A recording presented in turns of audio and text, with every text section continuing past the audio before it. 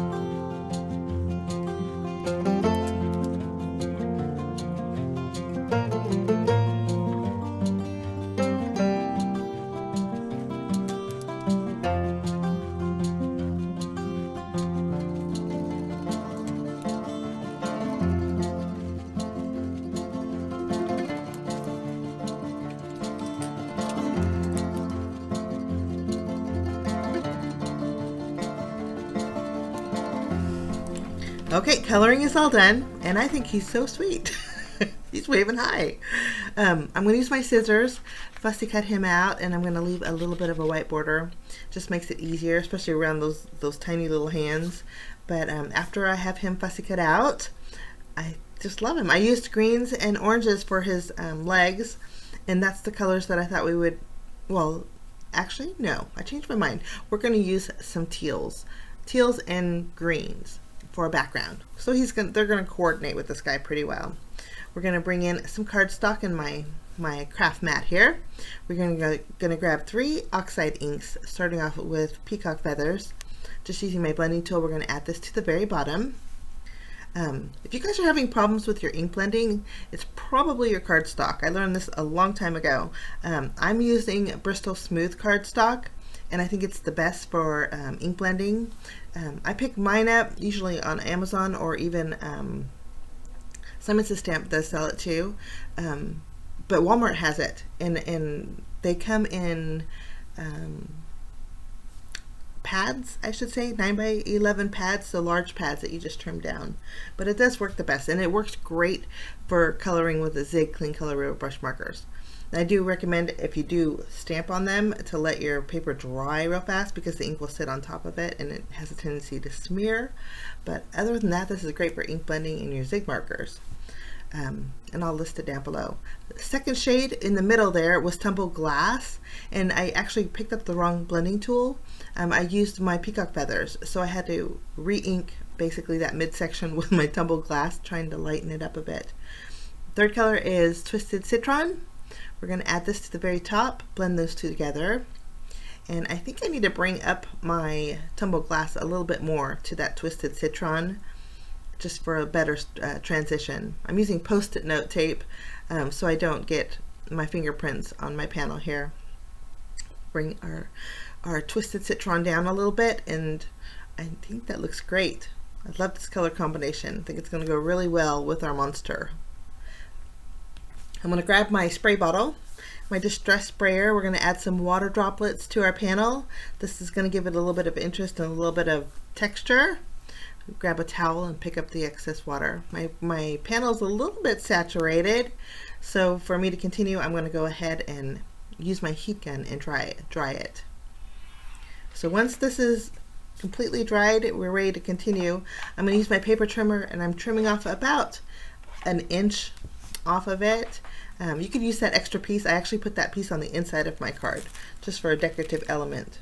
But I'm going to be using this die. Now, a while back I used a paper rose die and loved it, and I had actually purchased quite a few of the paper rose dies.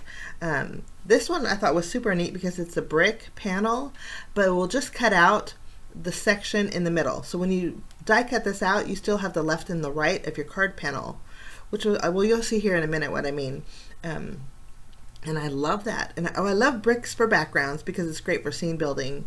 The pieces pop out really easy, and it actually fits an A2 size card panel. So isn't that neat? There's florals like this. There are also geometric designs like this, but I thought this was super neat. One of the brick pieces were overhanging, so I just trimmed that off. It looked like a little nub, so I just trimmed it off. But you can see how it fits perfectly on an A2 size card base. Okay, we are going to go ahead and adhere our background panel. This panel is going to go behind our brick, and I'm not sure if I want the Twisted Citron on top or on the bottom, and I'm thinking it needs to go on top. I'm afraid that if we put the peacock feathers on top, it would drown out our little monster, and we don't want that. We want him to stand out a little bit more. But we're going to add our panel just using the tape runner, and then we'll flip over our brick. And this actually is called the Brick Wall Border metal die. But if you guys like scene building, I think this is, and the price point on it was pretty good too. But we'll add this. I did pop it up with foam adhesive, and when you do that, it kind of creates a shadow. In real life, it kind of creates like a shadowy background. So, and just looks neat. And I like the sturdiness that the card feels, you know, after you add this, because you have the left and the right. But anyway, I'm sorry I'm rambling. Might be the paint fumes. But I'm going to go ahead and add foam adhesive behind my little monster. We are going to go ahead and pop him up. I thought since he had long skinny legs, we could put him right on the border of the brick and the white of the card front. And I'm loving the way this looks. I think the colors are like super cute. Not really Halloween-y. Actually, I chose a sentiment that says I got my eyes on you, so it's kind of a sweetheart card, but I just think he's so fun. We got to bring out Googly Eyes. Now, I've used these before. I actually picked these up on Amazon. I don't know if they still have them or not, but they're adhesive backed, and they were, I think, I don't know, $5 or $7. But I'm going to remove some of the backing off of my eyes and add them to my monster. That way we have a little bit of an interactive monster here with his eyes wiggling. After we have those adhered, I'm going to bring in some sparkle. We're going to add a little bit of sparkle to his legs.